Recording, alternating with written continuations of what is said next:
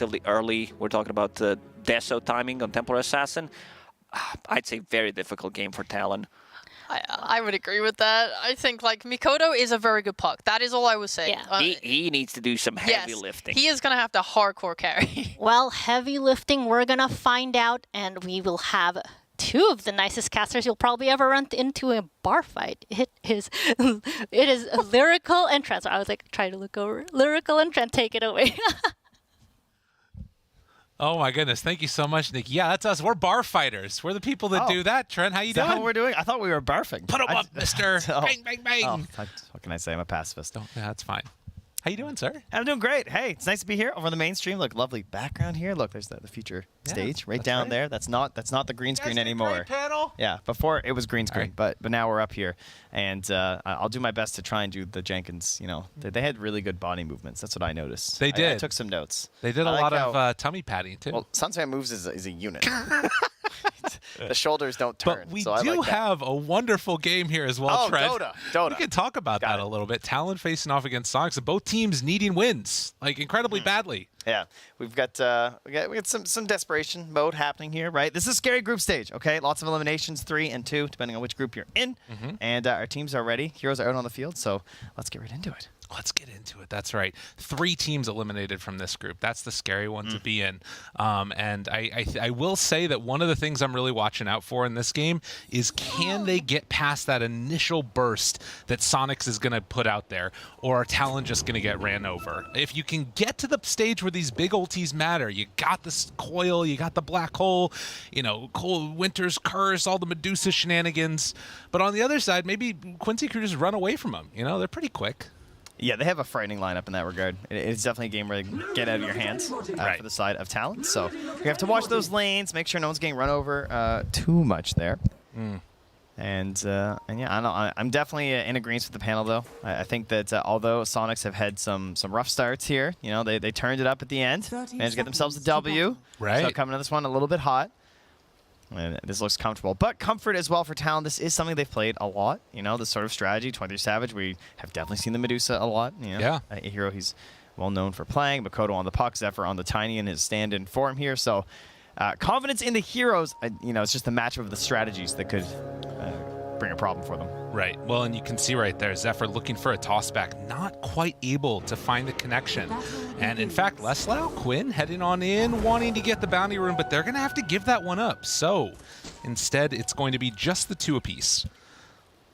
But one thing that I would mention is that, you know, leading into this, obviously on the mainstream, there was the EG facing off against Spirit Game. But on the other side, we did see you know, the Soniqs team finally managed to take that victory. It was off the back of a Yawar TA. This time, Quinn, Talon would have been watching that game, but they do decide to swap it up in the end. Well, I mean, you know, we finally moved ourselves away from this safe lane TA. Guys, turns out can still play mid. Who would have thought? It means versus the puck, these being absolutely classic counter pick you would go for, sending the TA into the mid. So, you know, the benefits is that you're still pretty close to the Ancients, obviously, when you would go in the mid lane, whereas up top, you're not really there. So if you get someone stacking for you, that can be great. You still do just fine in the matchup. And what it does enable, too, is the matchup that they've now set, where Yawar going versus this Enigma and Tiny up top here, and with the help of the movement speed of MSS's rebounds, which is just so terrifying. Right, and this is normally a lane that, you know, can get some pretty good damage, and we've seen the power of Enigma and the ability to pressure and take that tier 1 tower. We'll see if Makoto can get this range creep. Does manage to get it. He's been kind of getting a couple of quick ones there. I think that was 2 range creeps on Quinn. Not bad. It's, yeah, Makoto and Quinn battling it out there in the mid lane. And of course, down bottom, we've got Hyde, 23 Savage, playing off against Fada and Leslau, who has been having a sort of back and forth tournament, I feel like. I've been seeing a lot of Razor play from him, but this time going to be on the Night Stalker. Yeah, this lane pairing too, just like, I feel like we got halfway through that EG draft, and I was like, man, they could use a Snapfire here. And my head said, you know, where is Snap? Like, I feel like throughout Season 3 of the DPC, Snapfire, just so many games where teams had troubles coming back in games. I would say across most of the regions, it tended to be like, you know, lanes went really well. There weren't maybe as many comebacks as some other patches, but if there was one consistent hero that could claw you out of a laning stage deficit, it was just this Snapfire, right? You get the tome on this hero, you smoke up with your team, and the kisses with any semblance of initiation are so good at picking off that really core carry hero. So in combination, she's also a great laner. And now, like Fada, like here, down versus this Wyvern and Medusa, they should be able to put some pressure on. Yeah, and particularly find a chance to kill off 23 Savage if you can get those levels on Fada. So we'll keep an eye on that one for sure. The other thing, of course, here is you talked about those stacks. Obviously, TA taking them significantly earlier than we would see a Medusa, but if you start rotating in a couple of those heroes, maybe they can scout out that those stacks are going on and try and come and contest them. So a bunch of different stuff to watch for in the mid game, and of course, all in towards the purpose of trying to slow down this Soniqs draft. Yeah, and to that end, though, like they can't really enable 23 Savage in the traditional way that you want to for Medusa because they have some of the absolute best carries and cores for fighting over stacks on the side of Soniqs. I love Razor. Running in with ulti in the earlier parts of the game is very strong to try and contest ancient stacks. Templar Assassin, obviously, very ready to battle, has the traps for the vision to know when you're doing it, and then can also just straight up steal the stacks simply. And then Night Stalker, well, what do you think this guy's looking for? Yeah, He wants to find you in a compromised position with his vision and just like run over these cliffs. And so the Ancients is like the perfect battleground for Sonic Squad right now. And not having that for a Medusa lineup sounds like a serious issue to me. Well, a lot to keep our eyes on. So far, Makoto continues to have a really good laning stage, and I'm liking these little side steps that he's doing, dodging the side blade hits that normally might have connected there onto that puck. He's been able to survive through it pretty well, going for the gloves of haste after the bottle and right into the phase boots. Interesting. Well, you heard what Lacoste said. He needs to carry the heavy lifting. It's certainly true. This game off the back of his early game movements, as well as just the defensive TPs perhaps too, right? Like you love to see tower dives as a puck, so maybe can capitalize on that with some Dream Coils. Unfortunately, not going to find a water rune, that's for sure, because they get stolen up by Soniqs.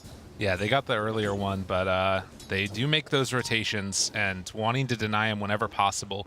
Zephyr, in the meantime, playing around with that top lane, trying to draw the creep aggro over to give the Enigma a little bit of a better time. Is sitting 14 and 14 on the Enigma so far, but you know, levels-wise, it's not like it's. I mean, it is actually pretty heavily hurting the Razor. He's been able to get a ton of these. Razor only level 3 right now. So they've been doing a great job of shutting down his sort of level progression along the way and what he wanted. Toss back now underneath the tower MSS. Yeah, that's still a broken hero. Yeah, it's still, I mean, just for a toss and Malphite, he'll take that amount of damage for sure. Yeah. Gonna have to burn the salve on MSS here, and yeah, not able to get any sort of lane control out here from Sonic to the top lane. Definitely gonna be a problem. Hide interrupts the stack. Nice, nice. Did still get the Ancients, though. That's what you want to see. But again, sort of sending in that Tiny up on the top lane to draw the creeps over and around and constantly getting the creep waves pulled apart. This Razor has definitely not gotten what he wanted so far. The Midnight Pulse is out along with some Eidolon's punches. Yawar dropping down low, but not quite going to die. That is so close. But I mean, at the end of the day, like, he doesn't have that much regen. This is still a rough time for Razor. He's running back home. Yeah, it's still a walk all the way back. Not great. But you can see that MSS is just saying, like, you know, I can't really enable you in this lane. Like, maybe in the beginning, if they could have gotten, like, the first level 2 on their 2 heroes, that's what would concern me, right? Is, like, the rebound into the dispos, into, like, some Razor Link and damage. That could perhaps cause a problem. But as the levels stack up and the Eidolons become a little bit more frightening, that's when they decided they can't fight anymore. So MSS is now sort of wandering around the map like, well, what do I do? He's actually going to stack this. I can stack this. All right, team. I got this.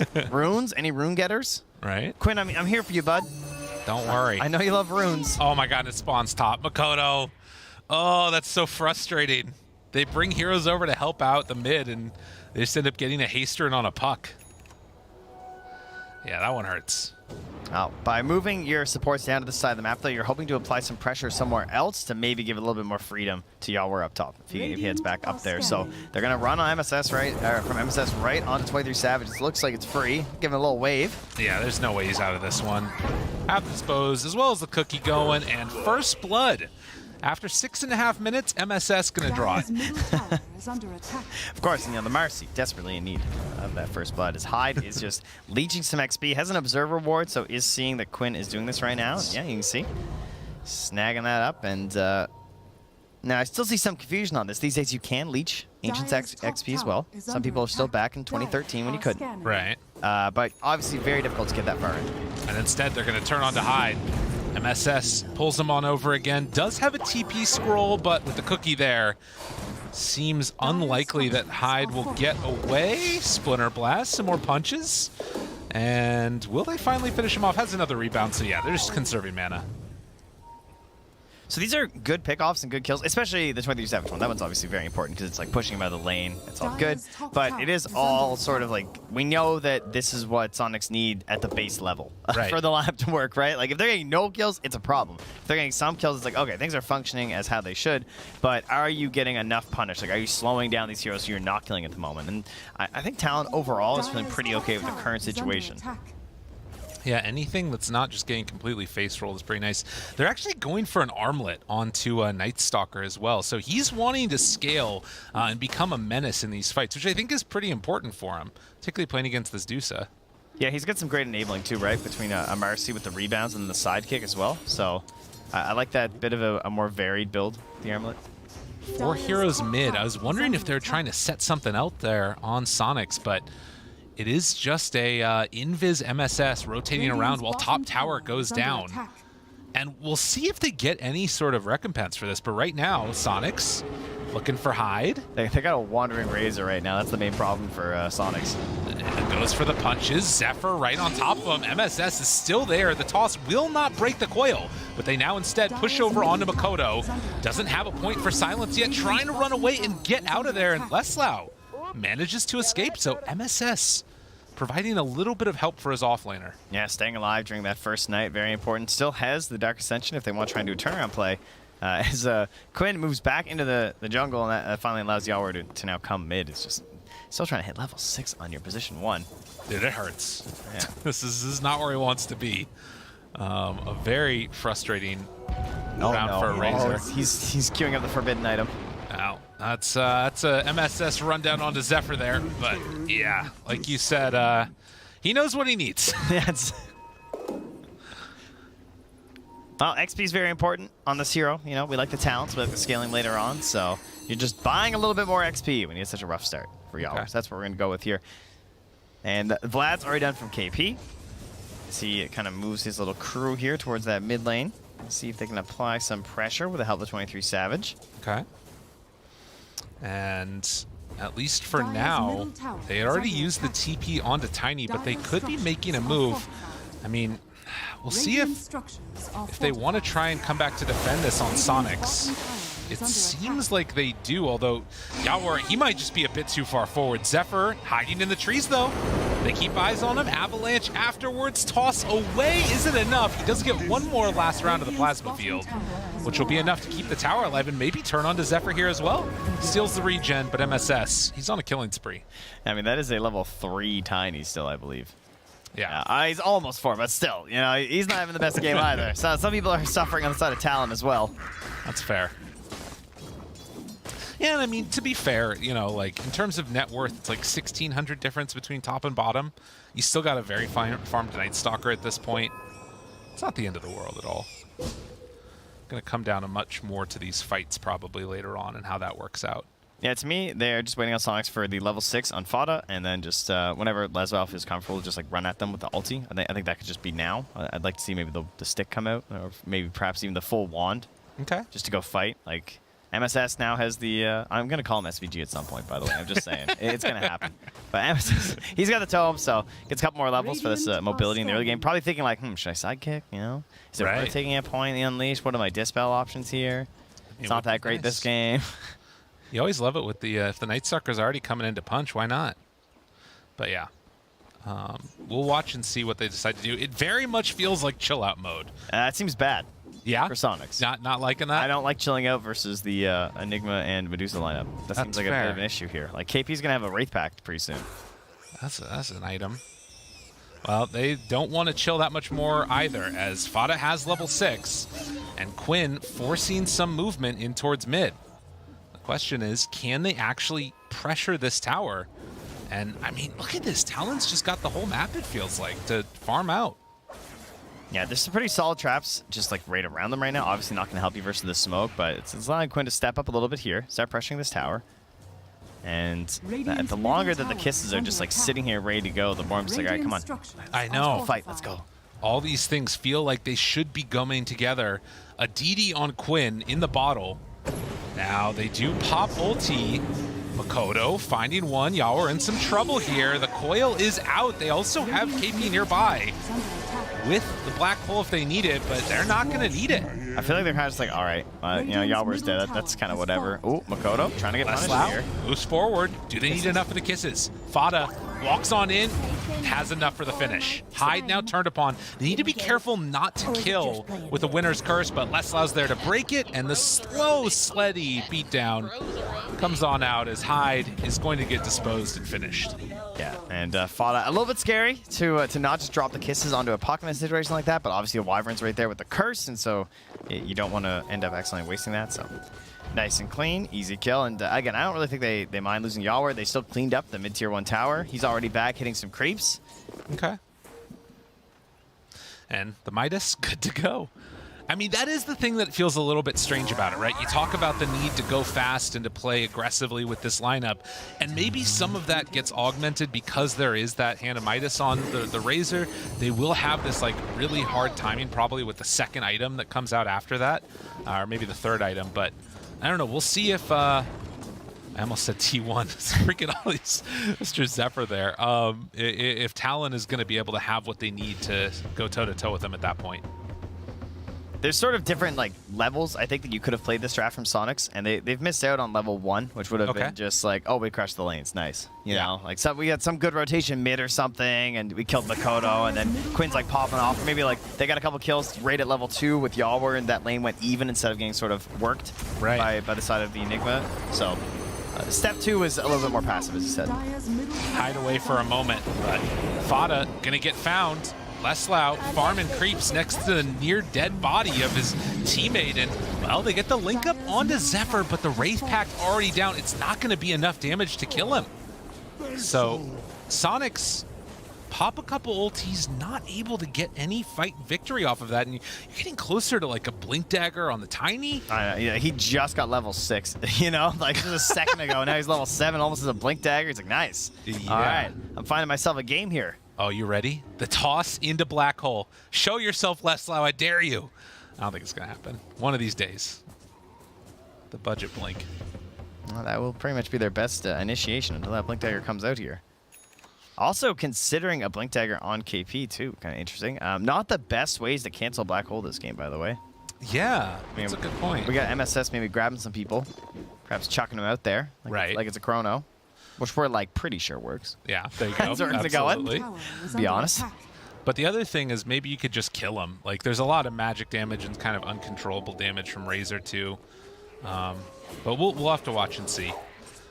But right now, I mean, you look at the net worth and there's this like trifecta of Talon heroes that are all starting to get into a couple of really important items. And we just saw the Tiny get his blink. So I would imagine Talon have a pretty good timing here with everything else coming together. Yeah, to me, this is like a massive decider for the game as to who does the best in this 5 minutes. It's another nighttime right now for Leslau, so that should give them the edge, but he also just finished a shard too, so that's obviously pretty important for this in and out weaving that you want to do during a team fight. KP lurking in the trees nearby here. Gonna scout out. Oh, ganking a Night Stalker at night. I have not seen the like.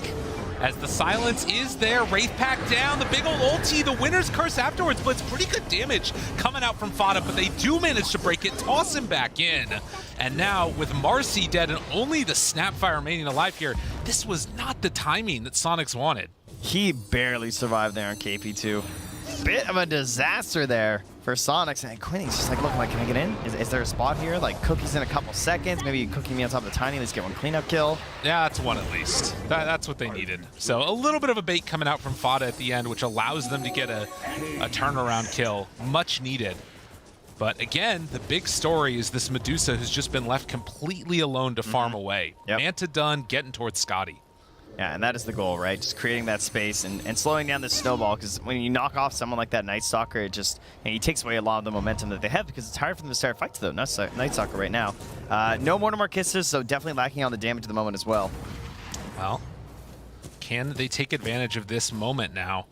I mean, the big problem is that even throughout all of that, we didn't see the Black Hole. Winner's Curse is going to be back up again. Coils pretty soon, and obviously it hasn't even been one round of Stone Gaze yet, so they can't walk into the pit.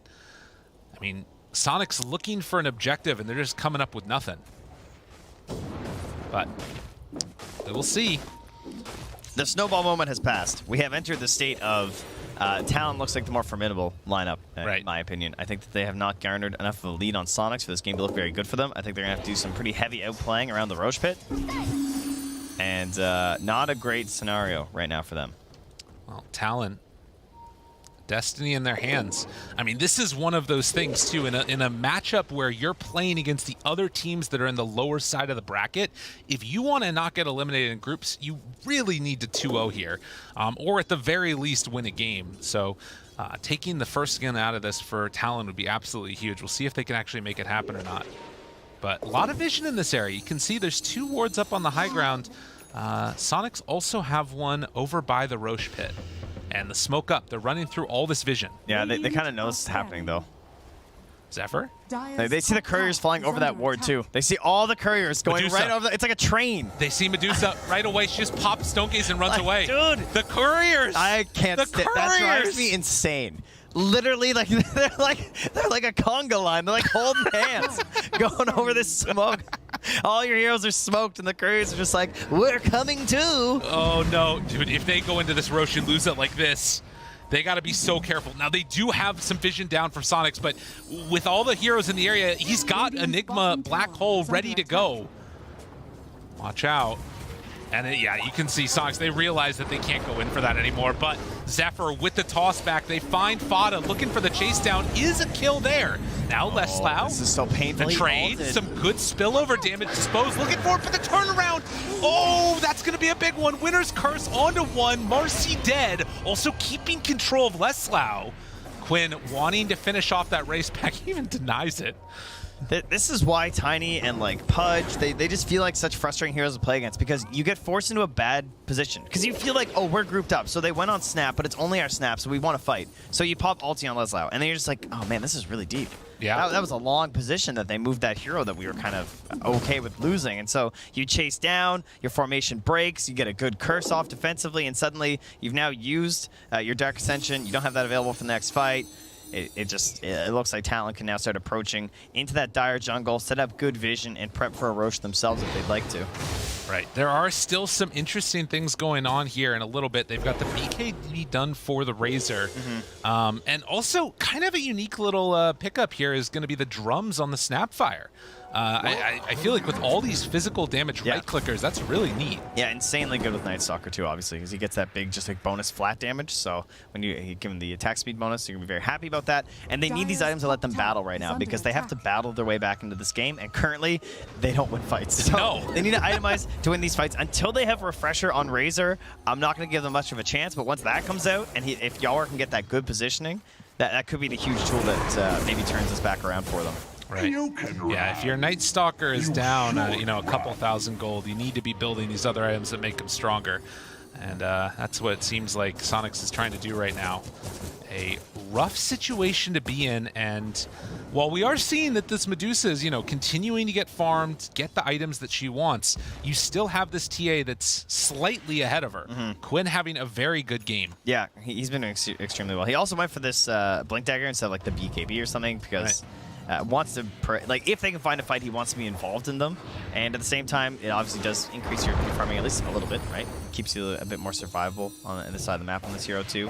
So he wants to farm in those slightly more dangerous spots. Oh, can see that Dota plus 70% right now. I mean, again, it all comes down to how these fights start, what the vision looks like, and at least in that regard, we should see a slight edge into the favor of Soniqs. You've got this Night Stalker hero. So much of why they picked it is just for that advantage you can get in these later game fights. But the Scotty is done now for Dusa. We'll see what Talon want to do with it. Yeah, but our boy Makoto here, this guy, he's got 4 staff. Like, That's fair. So you think I care about Night Stalker? That's a good point. Yeah, making myself unkillable. That does also mean he doesn't have much damage, though. It's okay. He's got 23 Savage for that, right? That's true. Well, 21 minutes in. A very positionally based game. As you can see, Medusa has not really left her side of the map at all. Sticking down in that triangle, down bottom, a little bit in her own jungle, but 23 Savage has been away from the fights pretty consistently, but now starting to play as that front hero towards the other side of his team. I like how he stands outside the rush pit for a little bit. Just yeah. Make sure they know, you know. If there is a ward, I want them to be sure that we're in here. There's a DD down bottom. Can make a lot of difference here. I kind of feel like if they had a ward on that, Talon would have head on over to pick it up. Yeah, I'm thinking Quinn would love to get his hands on this right now. An empty bottle, get a smoke out with this, a blink dagger on that. This is huge. All right, they need this DD. Yeah, I mean, that's everything for they both just teams. Smoke. Oh, he's got his Orchid too. Okay, we got big tools. All right, for Soniqs. Are they going to go check the rune first? I mean, this is one of those moments where if the fight doesn't go well, you're going to be regretting not seeing that DD later. But as for now, they see the illusions. Well, maybe he gets cursed. You know? That's true. All right, they spot it. Soniqs have a DD ready to go with the Orchid. Okay. You can get the jump here. How do we find Wyvern, though? We got to find Hyde. All right, he's got a Ghost Scepter, too, okay? Hyde can kill them all. How does he die? Less loud. They break it. MSS pulls one away. Makoto there with the silence. Orchid afterwards onto 2. TD is popped. Got to be careful about that Winner's Curse. But finding the backlines. Less loud right on top of Enigma, blowing him to pieces. They already are running in with the buyback. Tiny's going to be back in there. The Winner's Curse on the other side of the fight. Leslau gets isolated. The rest of the team couldn't keep up. Quinn looking for his moment, finds it, blink. takes him down, but he blinks away. And now Yawar, he gets brought down too. They're all going to die. Oh no, Soniqs not like this. Man, he like got out from the Wraith Pact, and I was like, oh, there it is. He throws down the Orchid, but you know, it doesn't stop that blink. Oh, KP blink away. I mean, to be that low and to have not taken damage that long, that's pretty painful. Jeez. And yeah, and Makoto, how about the way they play that fight too? And you know, by the way, Winner's Curse, just keeping it to like the last necessary moment there from Hyde, right? He saw that the Night Stalker there from Leslie was just chasing Enigma the whole time, looking to protect KP. KP's getting low, but he doesn't panic. He just holds on because then he helps isolate Yawar, just make sure he can't get into the fight, get involved to help finish off. That's what allows the turnaround play from Makoto to take down Leslow's Night Stalker. Just a nice clean fight there. It was a buyback there from Zephyr too, but I mean, that's going to be augmented right now. Now Zephyr can get the Aegis, right? oh yeah, of course. Right. That makes all sense. He's a replay here. But think about this. They put so much emphasis that entire fight on catching and stopping KP. Not only does he doesn't die, but he just distracts everybody and ends up getting away scot-free. Yeah. And Hyde, just no panic, you know? He'd already used the Cold Embrace. He's like, that's fine. We got the damage. It's going to be okay. Force Staff or not, Puck still get the right clicks with Witchblade. Oof. Blink away there. Unreal.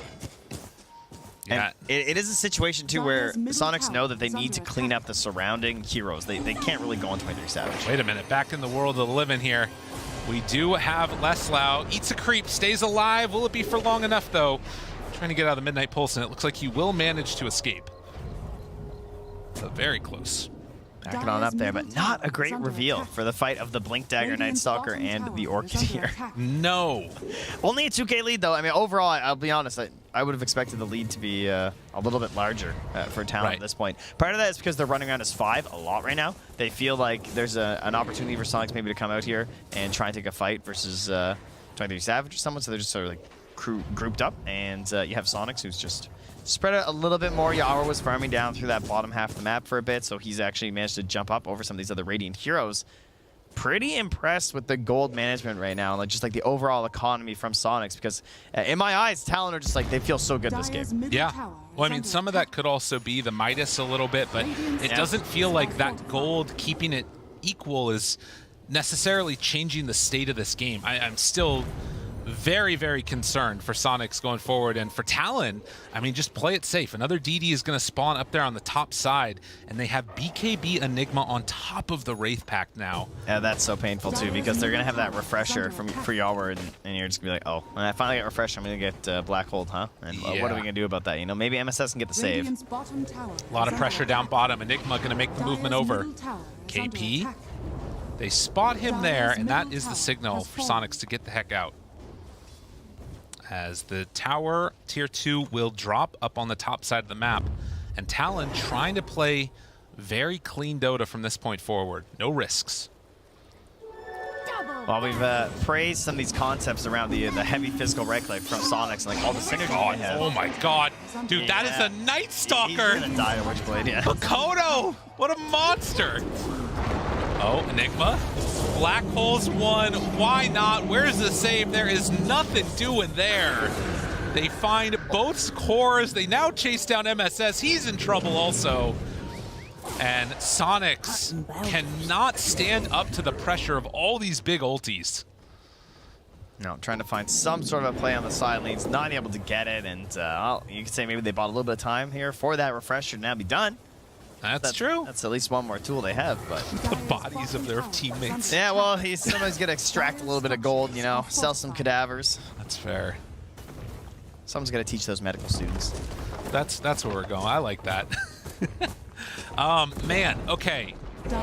27 minutes. I mean, I'm struggling to figure out. I mean, I guess they just need to find that like really good fight with the Razor refresher orb and the double BKB, but there's so much BKB piercing disable too. Yes, there's a big stack of issues that need to go wrong. We need to bait out a bad Stone Gaze if you're playing on the side of Soniqs right now. So we need a bad Stone Gaze. And then after that, you gotta continue the chase down. You got heroes for that. You got Rebound, you got Razor, you got Night Stalker, even Snap. They're pretty good chasers. That part's good. Okay. But then after that, you gotta deal with a potential Curse and Black Hole and Coil. Huge position punishing abilities. So when you're in the chase and you're all running through those little cracks trying to get through and figure out where they went, that's when you get got by that. So, and then you're looking at like some bursts. We're gonna see Makoto, who is a Force Staff and a Yules and an Arcane. Can it work though? Do they have enough to burst? Yule's Scepter lift up. The silence is still there afterwards, and they do manage to get that kill. Sonic suddenly maybe having an opportunity here. Can they find any more? The rest of Talon trying to run away. I mean, they have vision here. The jump in Zephyr trying to interrupt. They do still have that BKB war. Pops for pressure afterwards, taking a ton of damage. Leslau in the midst of all of them. The Stone Gaze run away, but Leslau in trouble. Getting ran down, but able to get the armlet toggle off. So they do buy enough space to not die, and they took down the Wyvern. They're doing the things, the bad Stone Gaze. This is what they need. Can they find more? It's happening. Zephyr trying to get out of there, but no. They able to connect and take down this Tiny. As eventually he dies. The Ghost Scepter will keep him alive a little bit longer, but a huge fight win for Soniqs. They're not giving up. Well, that is exactly what they needed. That could not have gone much better. With the Aegis expiring and Black Hole back up in 25, they knew the timing of that. Can Talon keep the pressure off of them? Truly an outplay scenario being needed here. And one thing I was going to point out before is like we talked a lot about how they have all these ideas with the physical damage that they have, but they've gone for double Ghost Scepters on the Tiny and the Winter Wyvern, but they actually did get punished there. And that's why the damage was so heavy that fight from Snap. Fada doing about 2,000 damage, just as much as Leslau as in that engagement. They were the two highest damage dealers. Wow. Being able to catch them inside. You actually only had 77 damage from Quinn according to this, but jeez. I think that's just a fun kill. Okay, gotcha. It seems a little low. Smoke up, ready to fight. And the big difference this time is that they're going to, on Talon, have Black Hole ready. They're going to have Winter's Curse ready. And for Soniqs, they need to find another way to bait out good fights. But to be honest, I mean, 40 seconds till Dark Ascension and it's daytime. They can't do anything here. That was pretty scary, though. The smoke just pops on the other side of the tree line there. Yeah.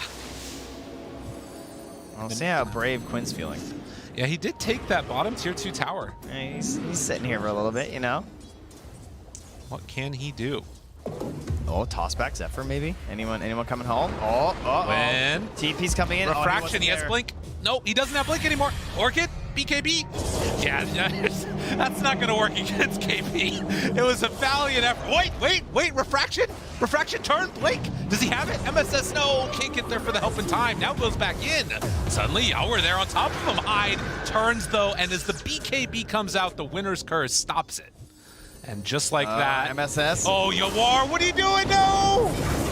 Oh, no! He is gonna get caught. They wanted to help Quinn, but it is not gonna happen.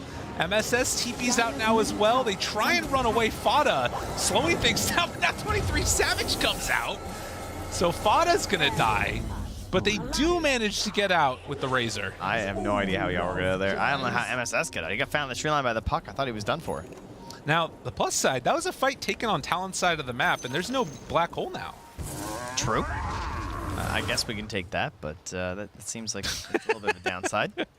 You're not wrong. I mean, at the end of the day, they did lose the TA and the snap, but we'll see how it goes. Daedalus that's a big one. Some big damage, and that Swift Blink after. Oh, that item is so nasty on Medusa. With the Stone Gaze bonus movement speed and adding that on top of the Swift Blink, like talking about chase down potential that they have on Soniqs, you're going to see that on a Medusa too. Yeah. And 20 seconds until Roche may respawn. Lyrical, give me your number. How long are we going? Let's say 45 seconds. Dude, wait, what the hell? I was going to say 42.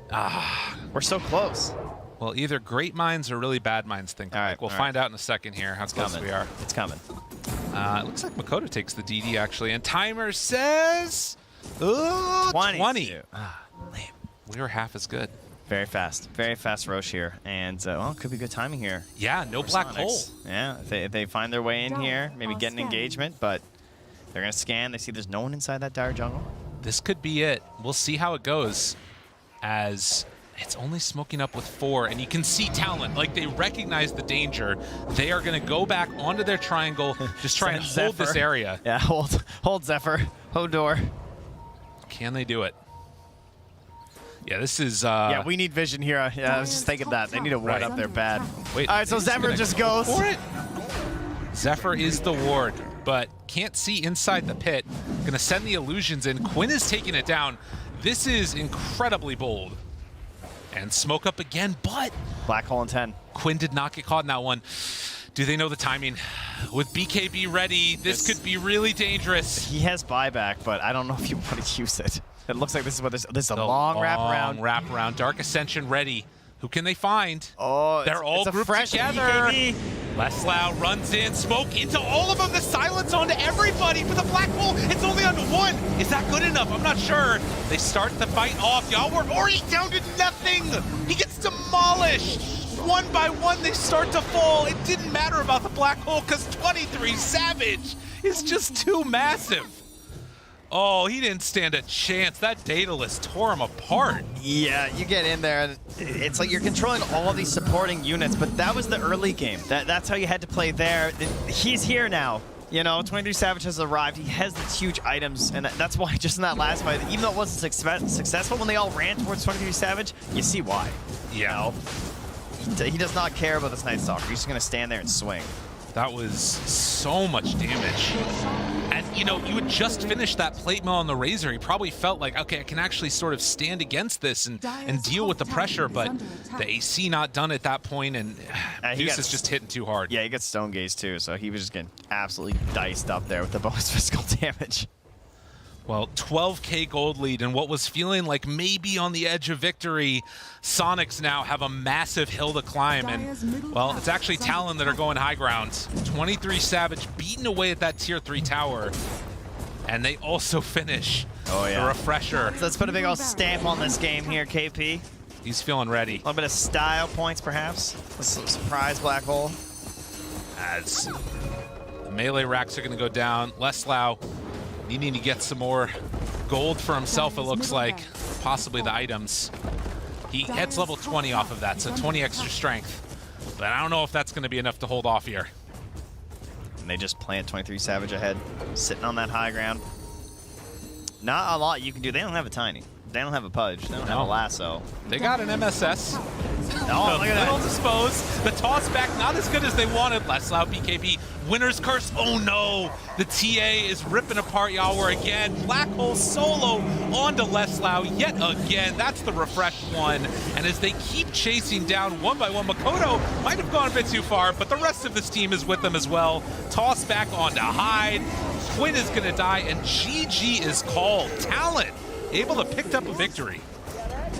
Yeah, very good game from them. And of course, some fears, right? Like we understand the concept behind the draft here from Soniqs, but not able to string it together quite fast enough for that that slicker victory that you might expect, and unable to even get some sort of like a secondary motion going in the mid game after that Midas onto Yawar after a really bad laning stage. Yeah, and to me at least, it felt like the Enigma pick was really what sort of set all of that in motion, because we think about the way that they wanted to be able to catch back up. You said buy the experience that they needed, and then...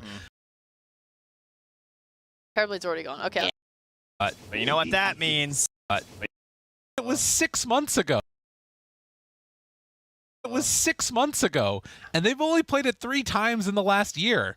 Yeah, but I mean, you know, it's Nyx. I mean, I guess. We're familiar. We're not playing Nyx Assassin. I feel like this is something that Soniqs has picked up, and they're trying a couple of things that other teams are doing. I want to see if it pays off, but for now, we're getting ready to hop into this game number 2, and they definitely need a win here. And on the other side, Talon can maybe stave off a potential elimination in group stage if they can manage to 2-0 here. This would be a huge win for them. Well, surely the other strategies can't do any worse than our own. Okay. The Soniqs. Damn. So let's try the Nyx Assassin. I'm tentatively optimistic that this is going to be awesome. That's my favorite of the optimistics. Tentative. And it's a a nice little tangent. Other words that start with the letter T. Talkative. I thought you were about to start a list. I just did. Talkative. It's a very short list. Tantalizing. A list nonetheless. That's what you are. You're tantalized by the potential No of some tall tales that could be told. You know who's the best Today. hero? It's Tiny, and he's here. That's right. So, Or Tinker. well, you know, It's actually the worst thing. Why did I say that? I really wanted to gamble on the fact that Zephyr. it might be a Tinker, but we didn't get one. They gonna run through here. There's a ward in the area. Were you thinking Tinker and support role? No, just in general, in the entire major, you know. Just could be support, offlane, I don't know. The hero seems pretty trash. That's true. We haven't seen the entire DPC, I don't think. I think I was talking to Cap about it. He was saying that he liked the idea of Tinker and support role or something. I mean, surely it's got to be something with that old shield. Oh, Feels like yeah. his best spell at Defense this point. matrix. It's gonna warp flare and defense matrix. Get away from me. Everyone in the chat's like, "What's a warp flare?" It's like, exactly. That's how long Tinker's been going. You don't even know this thing. But regardless, game number 1 underway. Makoto again on his puck. Had some heavy lifting to do in game number 1, and he definitely did it, starting from a really good early laning stage. And this time, Quinn playing on a hero he is very comfortable with on his Leshrac. Yeah, and he should have a much more free game on Makoto this time, right? Because the general idea in terms of the itemization, right? He's not playing versus the Night Stalker, he's playing with that Night Stalker. So True. doesn't have to buy himself a 4-staff, really there. The Nyx Assassin puck is an interesting relationship we sort of covered in one of our earlier series, but there's several puck players and pros that aren't really concerned about seeing the Nyx right now. They say you can just play around it by using the phase shift when he's going to Carapace. Battle, battle, battle! 23 Savage, he gets the kill. MSS is going to play cleanup, but you know what that means? some flesh heap. Infinite scaling. It is, and it really is infinite scaling in some of these games. If we go long enough, the number just keeps on going. We'll see if we can break the UI, but for now, you'll take that trade, especially when you're getting the kill first. You know, there's a lot of people that were talking about the potential strength People of have Talon. been saying. Lots of They people have been saying. Yeah. And you look at some of the way that, they've been playing here, this laning stage, they just look really clean. So I'm curious to see if they can keep up this momentum, maybe shake off a bad day 1. Who knows, maybe this is going to be the ascendancy of Talon. Well, I hope for Yawer's sake that he can shake off that game 1. Because that lane was a disaster. He's now rocking the Wraith King instead of the Razor. And, I mean, you think Razor, typically a pretty good lane dominator, could not get past the KP Enigma and the Zephyr Tiny. Now it's the KP Night Stalker. Slightly weaker in terms of, like, the power that you have right at the beginning. Right. Eidolons in comparison. So at least we'll have a much better start. Right, and I think that there is something to be said for how much like lane shenanigans and just sort of like outmaneuvering was going on. It felt like they were pulling the wave back, they were putting it behind the tower, making sure that that Razor Yawer was playing didn't get what he needed. And this time Leslau playing it, they put him on a Wraith King, which again people said good Wraith King game. We'll see how it goes. Yeah, the benefits of the Wraith King game to me is just like you talk about this idea of positioning with like tosses and hooks. It's easier to recover from that with the Wraith King. Like if he's one of the cores that gets pulled in, for example, with the Reincarnation, you at least have some time to set up, and then you've got some pretty good heroes around that as well this time. Okay. With Winter Wyvern. Unfortunately, there's now 2 of them. It's not just the toss, right? It's going to be the toss and the hook, and so you might get pulled in these really bad engagements again, which is one of the reasons why Soniqs weren't able to find the comeback in the previous match. Getting pulled away and not where they want to be. It's going to be tough. I also saw right there, Leslau got the link out onto the Pudge, but Hyde doing a good job of interrupting it and finding a quick little enchant to make sure they can't run down the Pudge any further. God, Yawer's taking so much damage here. Zephyr just taking this early point in the tree grab and pummeling away at him. Not always what we see out of these support Tinies, but kind of cool. Yeah, I really like it when they go for the earlier points. They see a lane, they can kind of abuse it. And like Wyvern, really long cooldowns, right? That's one of the downsides to the Arctic Burn. Sure, it's 2 strength heroes, so that's kind of nice. You get some decent % base damage because they have high HP pools, but you can only do it so often, and people have their own individual couriers these days, so you can just keep ferrying out that regen. Well, at least for now, you can see that for Soniqs, both the Wraith King and the Razor a little bit behind in terms of the CS across each of these lanes, and Enchantress able to pick up a couple here and there as well. Fada does get about a half pull off, maybe a little bit more than that, but already the Ench going to start the clap. Does a little bit of a miss there on the Razor, no big deal. Meanwhile, the main hero is over at the runes, right? Just helping ensure the water rune gets there from Makoto. Yeah. So some more pressure onto Quinn at the moment. Run on back down here. So how will this game shape up? Last time we had some decent support ultis we were waiting for. Oh, a little bit of a... Oh my god, the clap. Look at that clap. MSS is dead. Oh, maybe not, maybe not. You're Good like the stun. best at saving players. I don't know how you do it. That's like the 5th time today. They look so dead, and you just had to say something. And they survived. You know what? It's always Nyx, too. Yeah, that's right. They just keep hitting these impales. I forgot how good this spell could be. Top lane, KP. Takes a beating. Well, we'll survive, but oof. Yeah, that's a good chunk of damage there. Zephyr does have level 3. Could maybe go for a toss back if you wanted to. But just going to keep standing toe-to-toe against Fada. Make sure that there is no camp spawn. Toss back. There it is. Fada in some trouble. The Void will come out, and the Wyvern going to drop. Yep, so close to the Arctic Burn. Just comes back after he is dead. So no chance to try and play around the cliffs there. Still would have been a hard time to escape, I'm sure. As on the other side of the map here, we see a little bit of lurking around from MSS. As all he can do is watch. This Hyde will grab another tomato and send it into the lane. So early goings. You get your level 6s on both the Lesh and the Puck. Gonna watch for any dives that come out, or maybe some early rotations if they happen to find a nice rune. 6-minute mark coming up right now, and it does look like already Talon bringing over 3 heroes to try and secure this. And there isn't really any punish anywhere else. Well, they are trying to wrap around right now onto Quinn, right? They want that punish with the Carapace. Spike Carapace. The Hellbear clap comes out. Makoto, Haster, and down bottom. That is nice for the Puck. Oh, they're going in. Toss back. Finds him with the coil, but they don't break it. Not quite on the mark. Will it matter, though? Can they keep him alive? It does look like Clinwish survives through that. Impale just coming up a little bit short. In the meantime, 23 Savage finds the kill onto Leslau. Down bottom. That was a straight up just walk him down kill. There were no rod, or sorry, only rod. There was absolutely no hook involved. You just got rod for 560 damage and walked to death. It's the phase boots. Yep. Pretty strong. Well, 3-1, but already signs of things going well for Talon. And oh my god, he's level 4. Yeah, the Razor's level, that is not good. God, Pudge is so insane. If anybody's wondering why this hero has been so highly prioritized, this is it. Fada turned around upon yet again. Zephyr there with Yuar nearby. And KP, he's just going to run away afterwards. Does not want to take on that Wraith King. Now they're trying to find some recovery in this bottom lane. Oh no. The hook comes out. Spike Carapace, but I think 23 Savage is going to be able to run him down. And Hyde trying to get over by his buddy. Oh, he's out of mana. Oh, good mana burn. Yeah, he can't ult him. Laszlo could have been in for something there with the help of the Seed Sot. Seed Shot. Not Seed Sot or Seed Snot. Seed Spot. It's a sower. Sorry, I read a lot of children's books, you know. Like it's the parable of the sower. You heard that before? It's a good book. No, I know The Princess and the Pea. Is that close? No, it's not at all. Oh, nuts. All right, so taking a look now again at the levels disparity. That's really the big thing that I'm seeing standing out here. You only really have the Lesh that's gained decent levels. Wraith King and Razor both sub-level 6, and they're going to try and make a rotation around Quinn.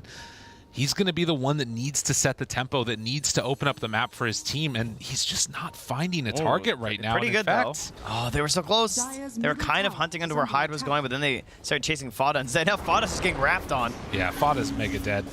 They bring him down and looking for a kill bottom onto 23 Savage. I don't think it's happening. Look who you are. Like, you're running into the Pudge lane. This is not what you wanted. You know, you're hoping to just catch this Ench in the middle, and Quinn's like, ah, this is bad. I gotta leave. I can't lose my tower first as the Leshrac, all right? I'm supposed to be waiting for the puck to move, and then I take his tower, right? Yeah. That's the whole idea. I want to make sure that I'm removing that from Makoto's side of the map. But it's like what we were sort of talking about, right? They feel like he has to do something here. Zephyr, the little sidestep. Avalanche trying to get a little bit of separation, but they will finally connect onto that Tiny. Yeah, Much needed. It's a scary place to run through. It's like Ench or Tiny, like these lower levels, because Leshrac, rather, he's just so much early damage, so if he gets any semblance of control, you are just going to die. So that's why they're smoking in there, but there's some control. Fada thought that there was an award in the area, but if they can get this 23 Savage kill, this would be very nice. Do manage to connect onto him. Easy baits. They needed that. Oh, Makoto. Wait a minute, though. That's a leash onto 2. Are they strong enough to go up against all of them? Quinn. Avalanche comes out. Quinn making the move. Has the Lightning Storm and actually gets away the toss to the side. That was awesome. Okay. A little save there. Still a great trade, obviously, for Soniqs. Especially because Yawar is just getting that space now, this game. It's still pretty low compared to the other cores, both him and KP, like in recovery mode up here. They kind of have a little handshake agreement. Like, I'll hit these creeps, you hit those creeps. That's right. Let's both just be relevant this game, please. Thank you very much. Leave me alone. I just want to be a Night Stalker. And Yawar almost has boots. Stun. Woo. Find follow-up. Zephyr, but the toss back on to Pudge. Can it? They bring down 23 Savage after the fact. Quinn is out of mana. Yeah, he's got nothing there. He needs a little bit of a juice up here. I mean, that fairy string obviously can be so nice for this game, but got to get back home, get the mana, make use of it. God, he's so slow on freaking Wraith King. 315. No hobbling. boots. They're coming out. Needs to use that sword like a big old pole vault, you know? Yeah. Monkey Or like action. crutches. That was last game. All right, he's out of the crutches now. Okay. Okay, fair enough. Makoto hanging on to an arcane rune. And ready to battle if the option presents itself. But at least for the moment, you're getting a couple of other these survivability items. 23 Savage getting towards the hood. How is it done? And in the meantime, they do connect on a kill for Ench. And she dies so fast. She just gets impaled and everyone just blasting her with the nukes. And a scary rotation coming through, though. That arcane rune is still active right now on Makoto. Has the coil. They're going to TB down the Night Stalker. Where's the Pudge, though? Quinn in trouble. Coil onto both. MSS not there to help. And can they keep him alive? No. They find the hook back onto Leslau. And it just goes so bad so quick. If you ever wonder why Puck is so good, you just saw it. Like, the ability, like, you can't pressure objectives without the threat of being coiled, and there's just so much time for everyone to get in there. They did a double TP in there, and it was like it just didn't even matter, right? Oh. Like, that delay, it has no factor versus Stream Coil. Makoto. Very, very clean stuff. They have sentries down already. I'm so surprised MSS didn't go for that. Oh, MSS. Hunting. Makoto. He got him. Damn! Oh, that was sick. He knew he needed the value orb for the farming. That was so good. All right, that's the type of play that they really need. Soniqs, if they want to have some success, they need to find a couple of those. But there's a Pudge. That is true. You know, I see 23 Savage hitting jungle creeps, and I wonder, is he just going to walk over here and hook? Dude, you're not wrong. If he comes over anywhere near them, he's getting towards a BKB next. Yeah, not going for the Aghanims, right? Kind of interesting. Certainly something that we saw both Jabs in the offlane because he had such a solid start. He went right into that Aghanim Scepter. I think even before phase boots, he rushed it. And then, goes back for the hood after. We had, I think when Anna played it, he went for the hood Vanguard first, then he got the Ags, right?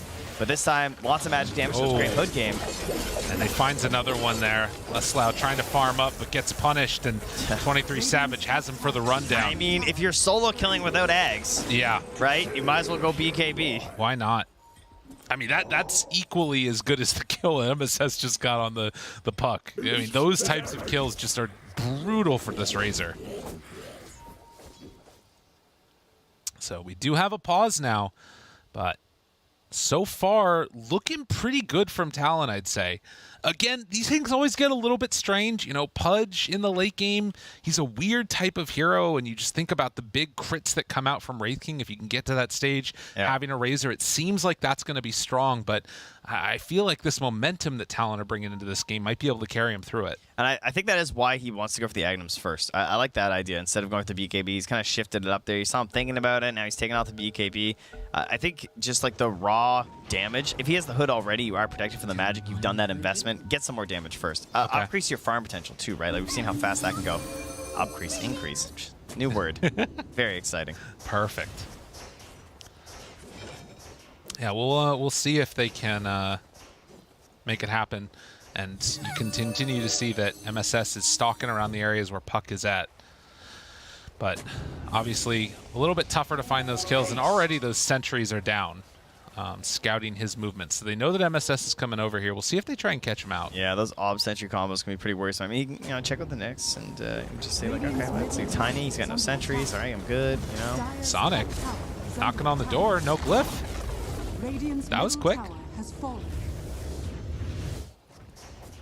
Meanwhile, Talon gonna try and take one of their own. KP makes the rotation over to defend the tier 2. And 23 Savage also trying to collapse with the rest of the team.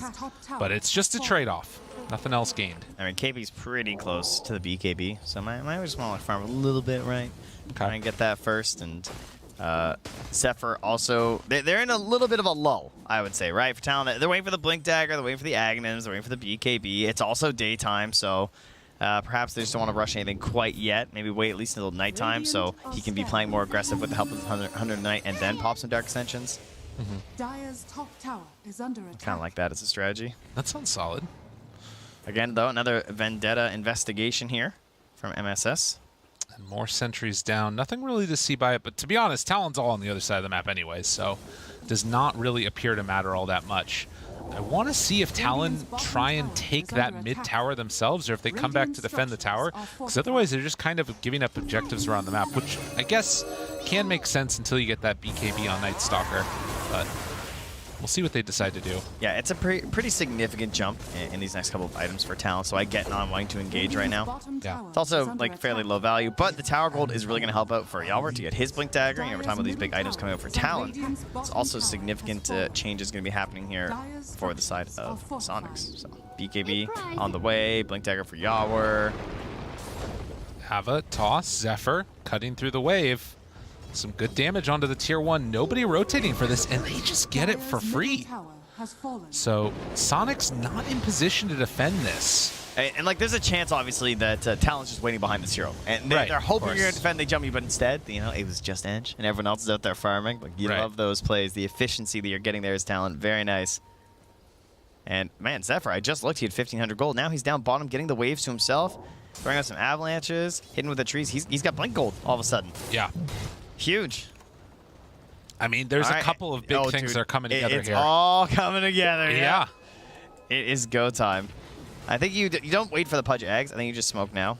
That's what I would say. Try and use the Night Stalker ulti once so you get a second one. They did just get the Eternal Shroud for Quinn, so he'll pop that to try and stay extra survivable. They are, like you said, relatively close to a couple of other big items. The Wraith King, Yalwar had the Blink queued up, but instead is going back for the Deso. So Armlet Deso means if they win a fight, this is going to be Roche super quickly. But MSS finds the stun. Vendetta there. Quinn afterwards. Hide nearby, but they are doing nothing to him. They just do no damage to Savage at all.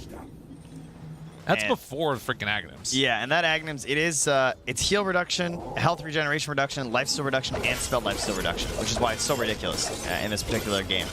It's going to take down all of that right now. Pretty crazy. Well, 17 minutes. Next round of neutrals coming out. And I mean, I just, like, after that one round of initiation onto Pudge, it felt like that was a heat check for me from Sonic to see, like, can we do anything to him? And the answer was emphatically no. Yeah, resoundingly even. They cannot do anything. Back off. So I'm kind of wondering, they either need to avoid him constantly or wait until Wraith King can join the fight and actually be relevant. Well, here's what's kind of funny, though. Is you see this observer board next to the Roche pit from Talon? Yeah. This is a we can't do Roche board. Right. Because they have a tricore of Puck, Night Stalker, and Pudge. It's true. It's not great. I mean, you could force it with like the help of Ange and the Night Stalker's there. Maybe if he ults or something, and you can get through it. But compared to the side of Soniqs, who have this Razor and this Wraith King, it's a little bit more simple on there. We're coming back, everybody. You're not missing anything. There we go. Quinn, MSS wrapped around each other. Smoke connects. Meanwhile, the turn onto him right at the start. Quinn in some trouble. The aggro Fada making the rotation over. 23 Savage gets turned upon. The Wraith King is right on top of him. And I don't know if it's going to be enough. 23 Savage trying to take down Quinn. The punches from Yawar. It's enough to kill him. Now Winner's Curse follow-up right on top. Meanwhile, Fada dropped down lower and lower. Makoto is going to be able to clean up Fada, but they take down Zephyr in turn, so 3 for 3 so far. But with Wraith King and Leslau being the ones to survive, it feels pretty good for Quincy crew. Yeah, and Yawar had a really tough call. Thank you for contributing to the Dota 2 esports system, Soniqs. We love you. Oh, no. Yawar made a tough call, right? He had to choose between that Blink Dagger he queued up for a long time or this Deso. And he chooses the Deso, and it was absolutely massive right there. They needed it to cut through this Pudge, or he's just going to be a menace through that entire engagement. Like, if he had the Blink, he could have went further in the back line and maybe stopped one of these supports, but he's the one who's to take care of this Pudge right now, especially when he's right on top of Quinn. And it helped him last so much longer in that engagement and put out the second most amount of damage after Yawar himself. So certainly a way to help us help each other, and in the end, they get the better of that engagement in the overall gold and XP by a pretty significant margin, about 500 more XP and 500 more gold. Man, that is exactly what they needed from him in that moment. And, you know, the big thing to watch for here is you win a couple of fights like that. I mean, 23 Savage has the Aghanims. I don't think he had it right going into that last fight. I don't believe so. But, I'm not sure. But there is still a lot of room to grow for the Pudge, but being able to cut him off right there at the knees is really important, because that level 15 spell lifesteal talent, for instance, that's going to be another one that's really scary. Makoto, they find him. No, the phase shift. Yeah, and there you go. Oh, but wait a minute. Wait a minute. Wait a minute. Scanning. Sir? Wait, he doesn't have friends. No friends. MSS all alone. He's like TP. Somebody come over here, please. That was really good, though, from Makoto. Yeah, very, very crafty, just in case. Oh, there's actually a sentry down on the ground there, huh? Ooh, spooky. Well, they're congregating in the mid lane. This is quite the smoke here, you know? Invisaron. Hyde picks that one up, and they immediately drop a sentry. Yeah, it's like, maybe we'll get a freebie, right? Might as well try. Quinn feeling very confident. Oh my god, he's totally alone right now. That was horrifying. He's a monster. The way he just walked there, dude, if someone in my game died like that, I'd be so mad. Why? Why would you walk there, right? You know what I mean? Like, everyone would be shrieking at that player. And he just casually walked towards a small He's not camp. afraid. No. He's flexing pretty hard right now. Trying to get towards that Sanj, finishing it off with the Kaya. And they do have the spell lifesteal talent. This could be one of those that really turns things around here. Do they have any way to, like, force step on the die or not? I mean, I don't really see how they can build into it. I feel like they need Blink on Fada, right? Right. They're going to try and go Blink on MSS. And like, how do you actually separate Quinn? Makoto? Oh, they're baiting it perfectly. Spike Carapace finally comes out. Trying to get away. Yawar jumps in, but the Impaled, he gets force staffed away. Really nicely played. Now the combo onto both. Quinn right on top of him, but the hook out catches onto the Razor. 23 Savage doing a great job. Oh, Makoto finds the leash onto 2. Well, Zephyr, Abba toss onto 3. They finally bring down Fada, but Zephyr also going to fall. Big Boy has shown up, though, and 23 Savage looking for the hook. Good dodge by Leslau, and maybe they can finally bring him down. 4-step forward, trying to get the finish. Oh, nice can they bring him? Yes. KP gets one big swipe from Yawar, who's toggling through it all.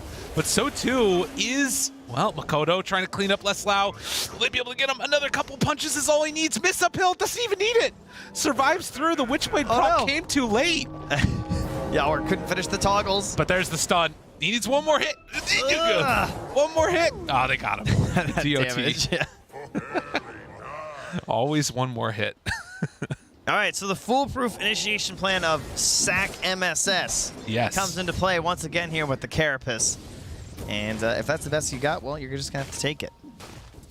I mean, again, for Soniqs, this is absolutely everything. You lose this game here, you drop down 0-2 against the teams that you're trying to outcompete to not get eliminated in the group stages, and it all comes down to these next couple of minutes here. If they can manage to get Roche, it changes everything. And likewise for Talon, they might be able to pull themselves out of the hole if they can finally deny a couple of these big objectives. Yep.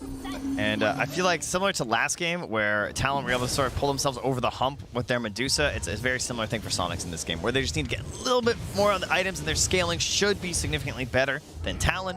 Of course, there's always going to be the issue of displacement when you're getting these hooks and you're getting these big tosses that can really nullify a net worth advantage in itemization. But you know, Quinn's getting much stronger this game. Oh, there it is, though. He goes back in. Friends? MSS wanting to help. Where is he? The Spike Carapace there. The turnaround comes out in time. They've got him isolated. Everybody join around the Pudge. We're coming to take down the fat man as Hyde will try and escape. Fata able to survive through the initiation from Makoto. And just like that, Talon lose another fight. MSS there with the Spike Carapace waiting. Stun, perfectly timed. MSS always clean, but can they bring him down in the end? He's actually getting out of there. Makoto, this hero is not fair. Puck is still so insane. But a huge win there for Soniqs. Yeah, and this Carapace versus the Pudge, just so much of a nuisance, right? For obvious reasons. You know, he wanted this damage. You understand this is probably partially why he wanted BKB first. Right. Thinking like, how am I ever going to get off anything if this Nyx Assassin's just here and there's other stuns in this game? So it gets a bit rough there for them. But now they're into the Roche pit, and again, this is something that they just finally need that win, and they're into the pit. And I remember so many of the interviews with this team that Soniqs have, these ideas that they had of, all right, you know, it doesn't necessarily matter if it's the perfect fight. It doesn't matter if it's the best initiation. We know we're strong, so we're just going to take it. And that was that Quinn moment there. He depended upon his team to come in and help him, and he just ran into everybody. And MSS was there. But regardless, Talon now going to have to push out these side lanes. They're going to need to take that perfect fight, and it might need to be around their own high ground. Yeah, and now they've lost a ton of the strength of this displacement of the hooks and the tosses because there is a Blink Dagger on the Wyvern, a Blink Dagger on the Nyx Assassin. So that's just another hurdle that they've now accomplished themselves right over on Soniqs, and should be feeling like the stronger team in this game. Despite being just a small net worth advantage, I say that like tactically, they definitely have the edge here. Right. And now, if you want to break this as Talon, you need the big picks. Need the big picks and need that BKB for the Pudge. Yeah. If he can get to that, we've seen a lot of the time it's been like, you know, the Wraith King staying on top of Pudge, but a good chunk of damage has come from Quinn as well. Yeah, no doubt, no doubt. Unfortunately for them, though, Leslau also closing in on the best item on this hero, and that is the Refresher. You know, you build right up into that. BKB Refresher, pretty good. The Razor, after the Tier 2 tower goes down, Soniqs will take this outpost and try and claim the Radiant jungle. I love this Basher, by the way. Oh, yeah. That was a great choice. Knowing that the BKBs are going to be coming out for the Pudge and the Night Stalker, right, at some point. Mm-hmm. Yeah, that's really important. It's because like if the Night Stalker's standing on top of you, right, with the silence, you can't chuck your little Q there. You just keep swinging. Just keep on going. Eventually, things are going to work out. True. Mid lane. 23 Savage. Do they want to go on him? Hook and a catapult. It's a bit much. I mean, that is also the other scary thing, right? Like, where did Yalwer just TP to? What the? That's a hilarious TP. This guy's got the max farming patterns. He's making sure that he can escort the wave. TP's back to that tier 1 on the off lane and then just runs back to them. Just in case. I mean, I guess if Puck is still there, you can maybe blow him up. But yeah. This is one of those moments, though, where for Soniqs, if you lose one fight in a bad way, you can very quickly lose a lot of the map. And these displacements type strats, they get really painful. Winner's Curse? I mean, I'm down. So you're thinking about it. KP wants to TP, blinks away, and does not have it. Yeah, 70-second on cooldown still. He does have a cool taunt, though. Yeah, he's big braining though. They're ready. Yeah, not quite. Ooh, all right, jumps into the wave. Spike Carapace sets it up on the tiny Zephyr. 4 staff, want to get out. Hyde was there for the help. And have they gone too far? Quinn, he doesn't have much mana. Oh, Night Stalker ulti, have they gone too far? Have they chased too much? They find the stun onto one, Ava toss back onto both, but the Spike Carapace to stop the Pudge. He didn't have that BKB ready. Hyde slowed down as they want to chase the rest of Talon, but Makoto comes in for the assassination. Not bad, not bad. Wyvern is back though. So Or Bash gets it on the second hit. That is what they needed on a 23 Savage. Hook comes out afterwards. Dismember trying to survive through it. Force Staff off to the side, has the stun, and they do take down the Wraith King one time. But the Pudge, he doesn't come back. Makoto, he's on a ward. I think he gets out of here. It's just too hard to chase that puck. And Quinn's like, I'm just going to kill the creeps instead. I can't handle this puck. Trying to find the creep wave. Makoto gets it, gets out, and now they can't push. Dude, Makoto this series, he has been everything that they needed on Talon. Yeah, they're still just like losing these fights, losing ground, but he's finding ways to sort of soften the damage every time here, so they can't just run right down that middle lane and start knocking on that tower. And it is still another minute on the Aegis, so probably not much time here. As Fada's going to run into Hyde. Doesn't have any help, though, so... Ooh, puck coming through, though. Makoto was thinking about a boots travel play onto the tomato. Deciding against it. Instead, going to just be running, actually. Yeah. Doubles back again. I mean, this is the thing that's just so nuts, right? Like, if you can play this hero, dodge away from the fight, slow down the pressure, I mean, you can maybe delay out the game till a point where things get super weird. And this lineup is very good for the pickoffs. You know, Puck's been amazing at finding that back line. There's a pickoff, though. That's a nice one for Soniqs. As Zephyr taking the DOT from the Wraith Fire Blast, MSS is the one that gets him in the end. It feels like at a certain point, though, you don't have any sustainable damage. True. On the side of Talon. As it just keeps getting stronger and stronger on the side of Soniqs. Infinite scaling. Infinite scaling. You're right. My mistake.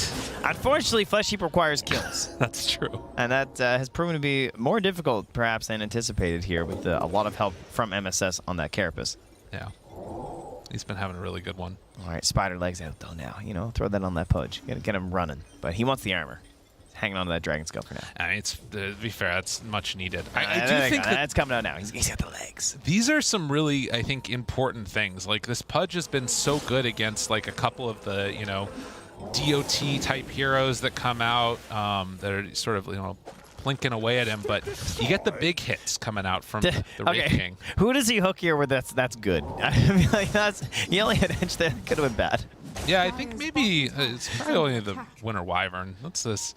Cursed mid lane, by the way. Going for a solo pick. He hooks his teammate. That's how you do it. Get us both cursed. Exactly. Yeah. All right, slightly wasted curse there from Fada. Chase. There's no way. Double Force Staff and he's out. The Force Staffs are really good against the Wraith King. That's been probably one of the most clutch pickups for Talon that's allowed them to stay in this game. Yeah, also just like general spacing from Razor and Leshrac. Super solid game to go for it. Yeah. Eternal Shroud after the BKB for Savage.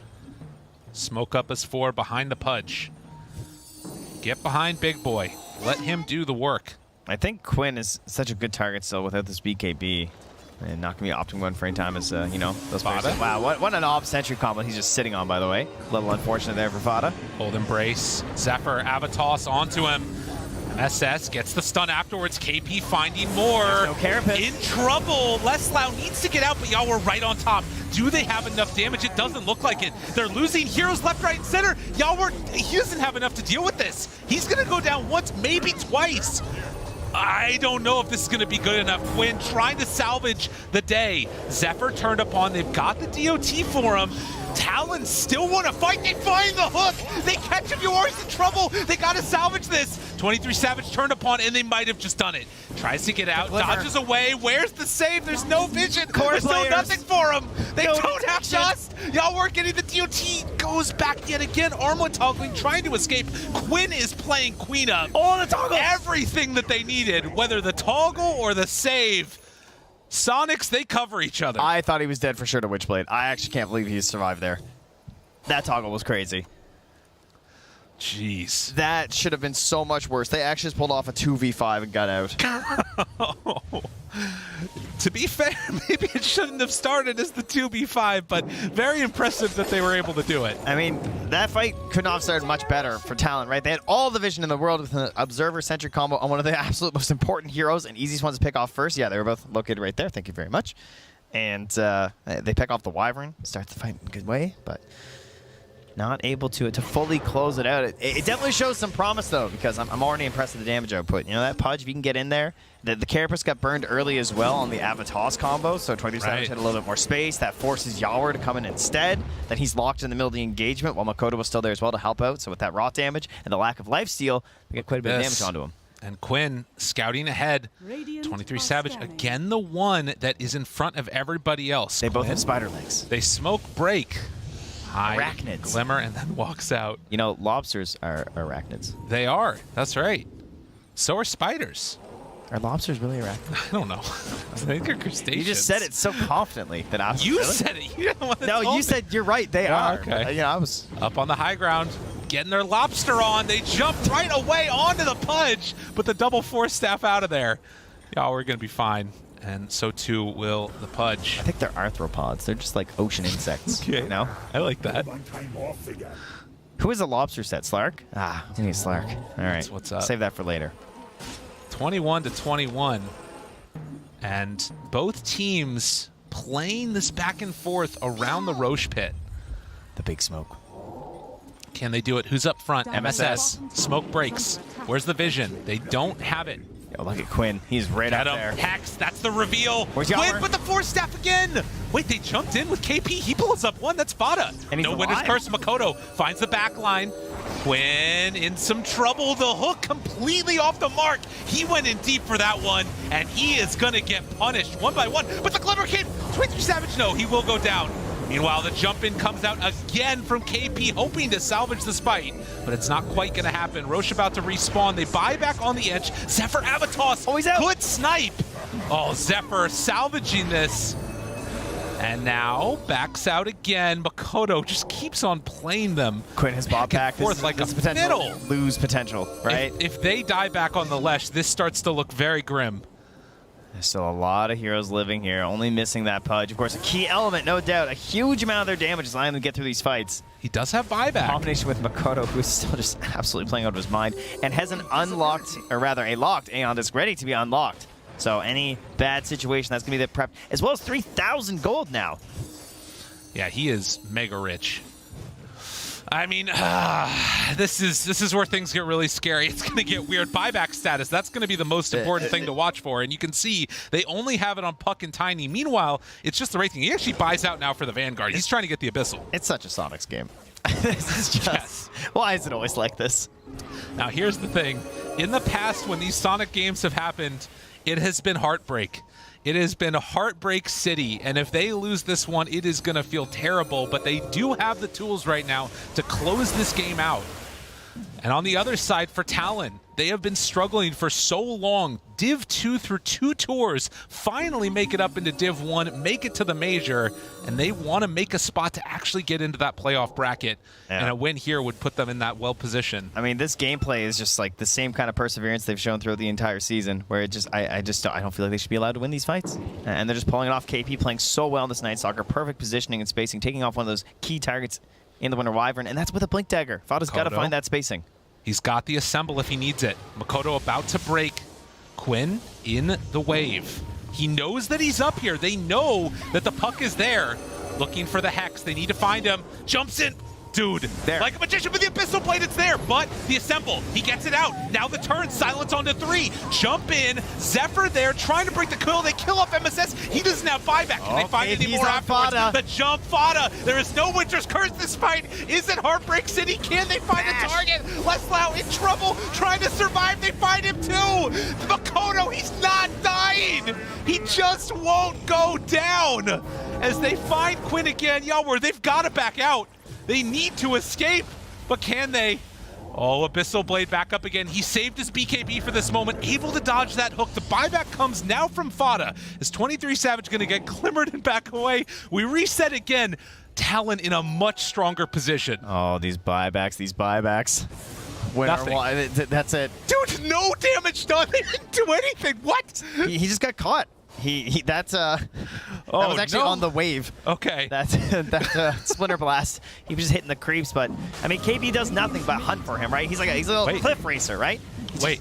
Wait, what? Are they going in for Roche? They're smoking. They're in there. They don't know what they're doing. Quinn, I mean, you got to be careful, but they find him. Where's the Force Staffs? Gets up to the high ground, he gets away. Dude, hides a god. He's got Leslau, oh, the winner's curse is finally done. They find Makoto. MSS sets him up to take him down, but isn't it enough? He dodges the phase shift, the toss away. Zephyr able to save Makoto. Oh, it's some pretty Dota. It is some pretty Dota, but can they take Roche? They just have so many tools. Like, they don't have the damage, but they got tools. They got Force Staffs. They got these beautiful tosses back out from Zephyr. But they're in the pit. They have the deeps. There's no doubt about that.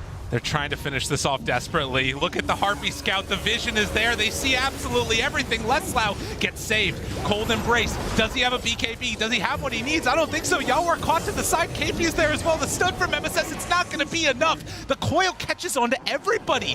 Leslau is dead for 2 minutes with no buyback. Quinn now turns. Hex there onto the puck. Gotta kill Makoto, but it's never quick enough. He just keeps living. He won't die! They buy back on MSS, spotted in trouble as Makoto continues to tear apart the home of the streets. Where is the punch? It's not even there. The hook lands. Who phase shifts a right click? What was that? Listen, they might have bashed. And now Talon go in to take Roche.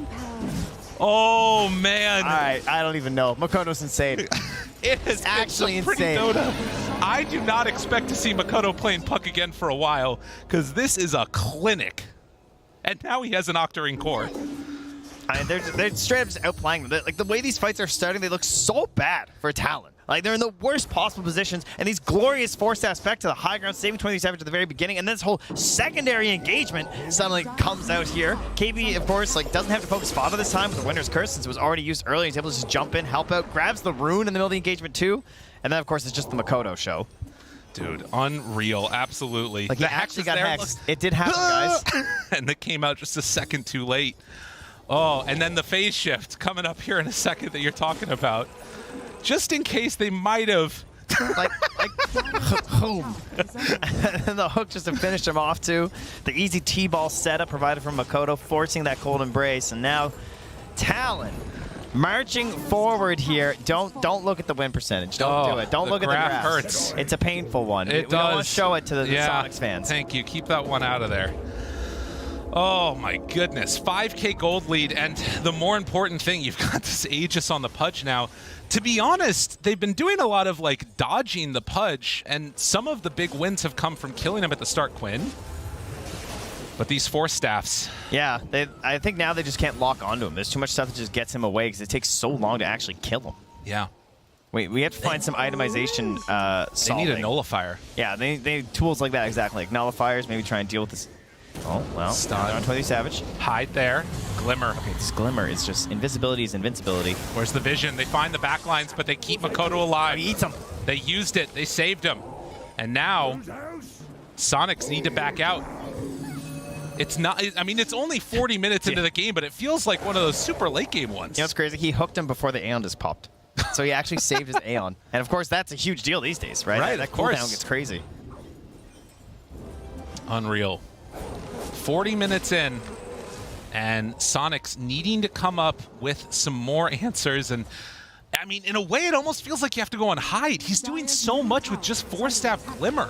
Yeah, and just the damage. See, like, something I definitely was not taking into account, right? As the game gets later and later, Ench, she suddenly becomes this big damage dealer because the pure damage is cutting through all of this defensive items that you're purchasing and all the armor and everything else. It's just cutting right through in that flat HP pool. To be fair, I really feel like they need to get that nullifier, but this might be enough. Is he too far forward?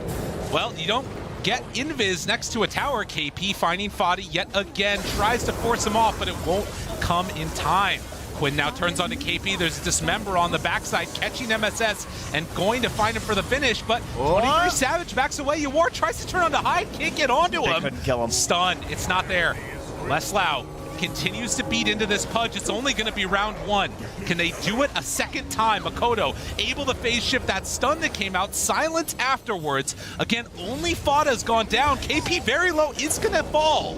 Meanwhile, Razor also drops 90 seconds without him in this fight. Quinn's out of mana, though. And Yuar's getting slowed. He turns. He knows he has to battle. You can't run away from the punch, but the toss and the stun right in the midst of it. But another 4-staff, 23 Savage. The Ghost Scepter to live through it, and he goes down.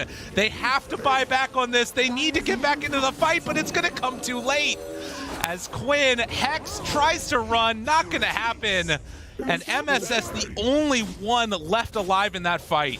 That is 2 minutes of no Leshrac here. That buyback, it is not anywhere close to returning, and just what a team effort. You can't beat it. Like the overall team playing coordination, these 4-staff saves, and the toss is just. What more to say? You know, you don't have these defensive items. You don't have these helping tools inside of Soniqs, and it's really hurting them. It's so tough right now. They're just getting kited like crazy. I mean, he's at a 3rd HP, and he's just still running in. Does not appear to care. He doesn't have an Aegis. Who cares? And now he has an E-Blade done too. Oh, man. It's wild that, like, this guy's 2,400 mana on Leshrac, but these fights are taking so long, and this Pudge does so much damage, and the way that they're just kiting in and out, you've got the regen on the Pudge, you've got the Night Stalker going through and eating the jungle creeps, so, like, this mana to health conversion of him actually removing them, it's not working. They have too much health for his mana pool somehow. And now the regen rune to be back up to full. Still a minute without the Lesh. No way for him to come back into this fight. And it's because of gold. Needs 1,000 to have the buyback. Wraith King is back up in 20. They don't push hard. They don't push quickly. But if you're all dead, they're going to take your base. This is a pretty pathetic siege, I have to say. You know? It's real bad. Well, you know who did get a nullifier is the Night Stalker as well. So they'll have more and more answers. Someone get this guy a Moonshard. And Talon going to continue to grace us with a hell of a show here. They're going to back out. Don't want to push their luck with Lesh respawning soon. So it's still only 1 lane of racks, but the momentum of this game is heavily swung into the favor of Talon. Yeah, you have to think that mentally, you know, Soniqs are feeling pretty terrible at the moment. I mean, I would be. Yeah. This is pretty rough at this stage of the game. But there are still problems with Talon at this point versus some of these heroes on Soniqs. You already just saw it when they went high ground. Despite such a massive fight when they're only able to get a single lane of racks. That is an issue, no doubt. So Soniqs, they still have quite a bit of damage as well. Great potential for taking structures as well as Roche. So something to watch for when that comes back up. And that's why Talon want to keep this pressure up. They're staying on this side of the map. They're just grabbing these creep waves and saying, okay, 1 bad hook and you're done. 23 Savage. They have this ward over to the side on Fada. Oh. Looking. Hope. He pulls the wave over towards him. Oh, what a standoff. And Makoto jumps, finds Quinn, turn, Hex. Where's the follow-up? KP again kills Fada. He's got buyback. Doesn't have an answer to that one. Now the 4-staff backs away, eaten up for the moment. Zephyr and 23 Savage together. The coil already used. Makoto jumps in again, trying to find an angle. The hook able to connect on that one. MSS, good dodge afterwards, has the stun. Is it going to be enough though? KP, he gets forced out again. MSS is dead for 90 seconds with no follow-up. Yuar tries to turn on to hide, cannot even punch him. And the areas where you can go for this fight. They finally take down Hyde, but it is not big enough. Although Zephyr is still within vision. Oh, they're not going to go for him. They can't get there in time. It's too dangerous. Wow. Man, Fada waited so long on that buyback, trying to bait them, I guess, into thinking that he didn't have the buyback. But in the end, man, he wasn't actually there for any sort of a punish, right? To try and get like a blink curse or something off. And is there still no Lincolns, by the way, on Radiant? I don't think there is, right? So he's actually still free with these curses. I mean, it shows why they're requiring to punish him so hard. I mean, they have a Lotus, so that could be an issue, but I really feel like Fada's got to hit one of these. Like, he has the potential to win these fights, and he's just... It's not obviously his fault because they're doing a great job on Talon of scouting him out and finding him, but at some point, you got to just like, I'm just going to solo smoke and sit way over here with Blink. Right. You know? Every time that they catch the Wyvern at the start of the fights, it's basically over unless he has a buyback. Yeah. And now with the DD for KP, I mean, he could focus other people. This is going to be, what, 500 damage roughly that he's going to be dealing? That is smidge of damage. That is devastating. Well, it's a middle of the pack Roche timer here. Another minute and 20 seconds before that's going to be up. Overwhelming blink on both the Puck and the Wraith King. They've got AC done on the Razor as both sides gathering themselves for that next Roche fight that you're talking about. 1 minute.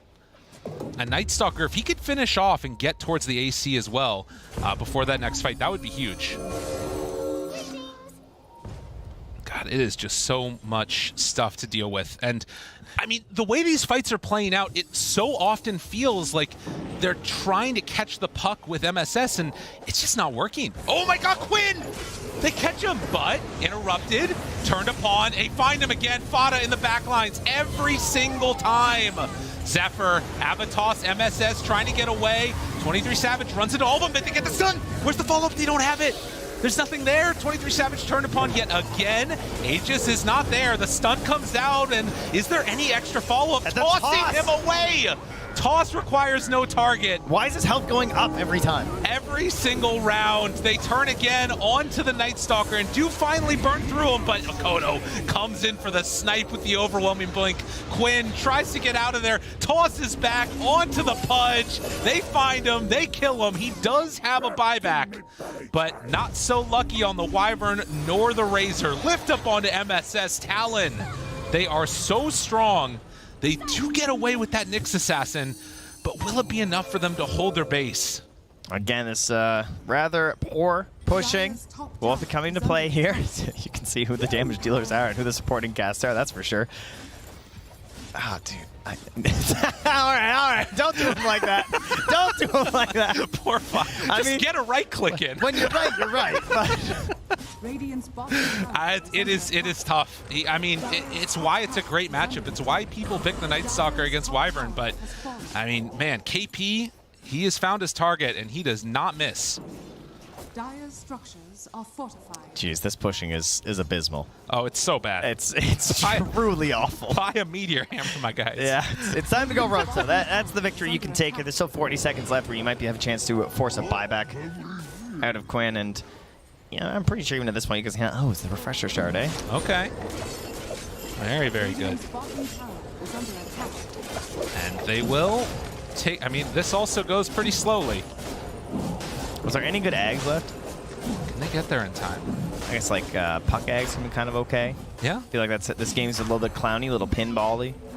Not terrible, not terrible. I mean, tiny ags, man. Yeah. Listen, the Sprink, The that's Sprink, right. that would have been great, but we're refreshing. So I'm sure that plenty of people who would love that. I mean, KPE could go for it. I think would be pretty great definitely. for him, honestly. Yeah, so much value there. For now, at least, the Pudge is holding on to it, getting rid of his boots, 305 movement speed. And where can they find an avenue to fight? Another DD rune going to be taken. Makoto's got it, and it looks like the target is up top. Oh, well, I see them. They've got a smoke. They're grouped up as 5, and they're going to do it. Soniqs. All right, Soniqs. There's an Aegis on the Pudge. Let's see how they can do it. How do you solve a problem like Makoto? That's the problem. You ban Puck. Jumps for the backlines here, maybe. KB waiting for his target. Fada is off to the side, hiding. Invis, Shadow Amulet. My other favorite movie is something, there's something about Makoto. That's right. A lot of great movies from that era about this guy. There you go. E-Blade jump in. Makoto brings him down to half HP. They find it onto both. Fada, there's the nullifier. BKB popped afterwards. They haven't found Fada. Good winner's curse, but no, is it good enough? I'm not sure if they have enough to kill him. The stun afterwards. Good silence from KP, interrupting the follow-up that was going to be there. Yawor trying to take down one. Can they kill off the Ench? They will. Hyde dies. Now the turn. Looking for him, but they managed to find that hook. They got to salvage this. And it is going to be Quinn dead. Has the buyback. Uses it now. Toss back onto one. 23 Savage caught. The stun is out, but the reincarnation is there. MSS could go for another follow-up, but the hook, it lands onto him. BKB stun in the midst of it. Turns with the dismember. They can't break that one. Nothing doing. Buyback? Wraith King dead. Has the buyback. They've got to hold on, but I don't think they've got the damage to deal with this. Yawor jumps in, finds it. He needs some more punch, but again, he eats him up. Gets away, and GG is called. Talon take it 2-0. At a certain point, the heroes don't matter. You just get outskilled. And that's just what happened here. Talon were just on fire. They played so well. The communication, absolutely amazing. I would love to hear the comments from this game. I'm so impressed right now by Talon. I think that is the type of game that you play, and then it can reset the entire